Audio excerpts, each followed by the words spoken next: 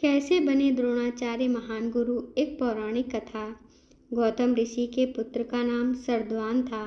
उनका जन्म बाणों के साथ हुआ था। उन्हें वेदाभ्यास में जरा भी रुचि नहीं थी और धनुर्विद्या से उन्हें अत्यधिक लगाव था। वे धनुर्विद्या में इतने निपुण हो गए कि देवराज इंद्र उनसे भयभीत रहने लगे। इंद्र ने उन्हें साधना से डिकाने के लिए एक नामपदी नामक एक देव कन्या को उनके पास भेज दिया। उस देव कन्या के सौंदर्य के प्रभाव से कृप नामक बालक उत्पन्न हुआ और दूसरे भाग से कृपि नामक कन्या उत्पन्न हुई। कृप भी धनुर्विद्या में अपने पिता के समान ही पारंगत हुए। भीष्म जी ने इन्हीं कृप को पांडवों और कौरवों की शिक्षा दीक्षा के लिए नियुक्त किया और वे कृपाचार्य के नाम से विख्यात हुए। कृपाचार्य के द्वारा पांडवों तथा कौरवों की प्रारंभिक शिक्षा समाप्त होने के पश्चात अस्त्र शस्त्र की विशेष शिक्षा के लिए भीष्म जी ने द्रोण नामक आचार्य को नियुक्त किया। द्रोण के साथ प्रशत नामक राजा के पुत्र द्रुपद भी शिक्षा प्राप्त कर रहे थे तथा दोनों में प्रगाढ़ मैत्री हो गई। उन्हीं दिनों परशुराम अपनी समस्त संपत्ति को ब्राह्मणों में दान करके मंदराचल पर्वत पर तप कर रहे थे। एक बार द्रोण उनके पास पहुँचे और उनसे दान देने का अनुरोध किया। इस पर परशुराम बोले, वत्स, तुम विलंब से आए हो। मैंने तो अपना सब कुछ पहले से ही ब्राह्मणों को दान में दे डाला है। अब मेरे पास केवल अस्त्र शस्त्र ही शेष बचे हैं। तुम चाहो तो उन्हें दान में ले सकते हो। द्रोण यही तो चाहते थे। अतः उन्होंने कहा, हे गुरुदेव, आपके अस्त्र शस्त्र प्राप्त करके मुझे अत्यधिक प्रसन्नता होगी, किंतु आपको मुझे इन अस्त्र शस्त्रों की शिक्षा देनी होगी तथा विधि विधान भी बताना होगा। इस प्रकार परशुराम के शिष्य बनकर द्रोण अस्त्र शस्त्रादि सहित समस्त विद्याओं के अभूतपूर्व ज्ञाता हो गए।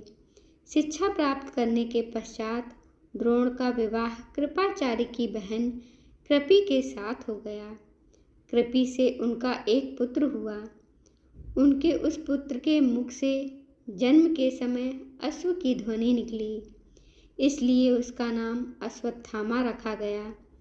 किसी प्रकार का राज्याश्रय प्राप्त न होने के कारण द्रोण अपनी पत्नी कृपि और तथा पुत्र अश्वत्थामा के साथ निर्धनता के साथ रह रहे थे। एक दिन उनका पुत्र अश्वत्थामा दूध पीने के लिए मचल उठा, किंतु अपनी निर्धनता के कारण द्रोण पुत्र के लिए गाय के दूध की व्यवस्था न कर सके। अकस्मात उन्हें अपने बाल्यकाल के मित्र राजा द्रुपद का स्मरण हो आया, जो कि पांचाल देश के नरेश बन चुके थे। द्रोण ने द्रुपद के पास जाकर कहा, मित्र, मैं तुम्हारा सहपाठी रह चुका हूँ। मुझे दूध के लिए एक गाय की आवश्यकता है और तुमसे सहायता प्राप्त करने की अभिलाषा लेकर मैं तुम्हारे पास आया हूँ। इस पर द्रुपद अपनी पुरानी मित्रता को भूलकर तथा स्वयं के नरेश होने के अहंकार के वश में आकर द्रोण पर बिगड़ उठे और कहा, तुम्हें मुझको अपना मित्र बताते हुए लज्जा नहीं आती? मित्रता केवल समान वर्ग के लोगों में होती है। तुम जैसे निर्धन और मुझ जैसे राजा में नहीं। अपमानित होकर द्रोण वहां से लौट आए और कृपाचार्य के घर गुप्त रूप से रहने लगे। एक दिन युधिष्ठिर आदि राजकुमार जब गेंद खेल रहे थे तो उनकी गेंद कुएं में जा गिरी। उधर से गुजरते हुए द्रोण से राजकुमारों ने गेंद को कुएं से निकालने के लिए सहायता मांगी। द्रोण ने कहा, यदि तुम लोग मेरे और मेरे परिवार के लिए भोजन का प्रबंध करो तो मैं तुम्हारी गेंद निकाल दूंगा। युधिष्ठिर बोले, देव, यदि हमारे पितामह की अनुमति होगी तो आप सदा के लिए भोजन पा सकेंगे। द्रोणाचार्य ने तत्काल एक मुट्ठी सींक लेकर उसे मंत्र से अभिमंत्रित किया और एक सींक से गेंद को छेदा, फिर दूसरे सींक से गेंद में फंसे सींक को छेदा। इस प्रकार सीख से सीख को छेदते हुए गेंद को कुएं से बाहर निकाल लिया।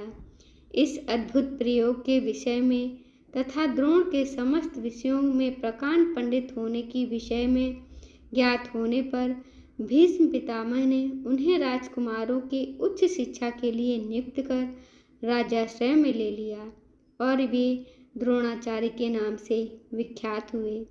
धन्यवाद दोस्तों। ऐसी ही पौराणिक, धार्मिक और भक्ति कथाएं सुनने के लिए हमारे चैनल को लाइक करें, शेयर करें, सब्सक्राइब करें और अपना प्यारा सा कमेंट करना ना भूलें। धन्यवाद।